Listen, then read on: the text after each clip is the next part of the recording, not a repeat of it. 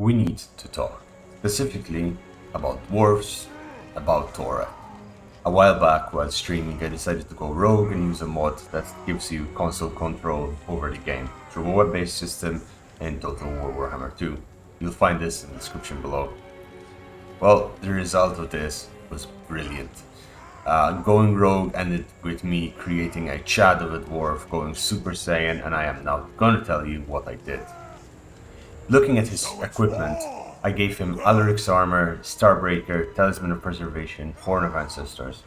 Along with these, I plunked on him the Rune of Adamant, giving him a nice extra 20% HP, the Rune of Scaff Blackhammer, another 20% weapon damage, and the Rune of Snorri Spengelheim for that sexy 25 melee attack. Extra but totally not needed, I went for the Banner of Swiftness and put the Master Rune of Disguise so that I could put something in the army that has Siege Attacker and hide it, while Thorek kills bloody everything. Before looking at the final stat line at level 40, it is good to know that I went for Runic Talismans, his attack skill tree, that gives him another 5% ward save, not a lot but always welcome. Of course gave him the Frenzy from his abilities, and finally Veteran Anvil Guard, giving him that nice extra 8 melee attack and 8 melee defense. Now, look at these final stats on this bad boy. 191 armor, 104 leadership, 35 speed, relatively fast for a dwarf, 98 melee attack with magical attacks and discouraged, which reduces leadership of enemy units by 16, melee defense of 78, weapon strength of 637, of which 197 is the base, 440 is Armour-Piercing, bonus versus infantry of 10, versus large of 25, a charge bonus of 40, and with the resistances being at 42% ward save, 50% physical resistance, 30% missile resistance, and 75% magic resistance. As one of my subscribers said, the effective HP of this guy is around 100,000. And this before looking at the sweet 7k HP he can get from Regen, which is the equivalent of another 70,000 HP.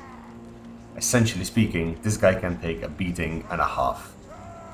With regards to HP, I put him on the Anvil of Doom, as this also gives him an area of effect attack that is perfect for dealing with lots of small units, as well as Frenzy and Passive Rune of Strike, where he can deal incredible damage to infantry armies in a very short period of time, as if they were made out of beer and he's at Budman's.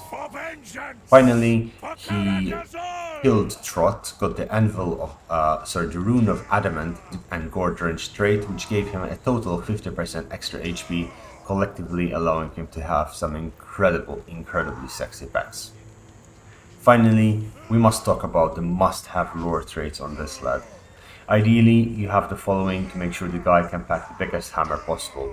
You need Isabella for that sweet regen, Wurzak with the physical resistance, Azak with magic resistance, Trot for the HP buff, Gotrek to make him unbreakable, and Tretch for that extra movement speed which is sorely needed on dwarfs, especially with the armor of Alaric.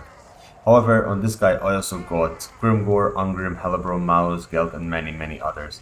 I just went crazy with power.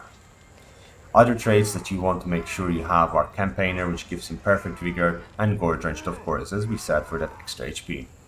Now that you know how to build the ultimate man, Dowie, creature Ender of Grudges, Pumper of Iron, I present to you the Chad Thorek Ironbrow.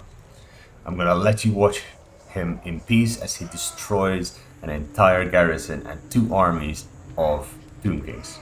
Have a good day. If you're not subscribed yet, please do, and see you. Bye bye.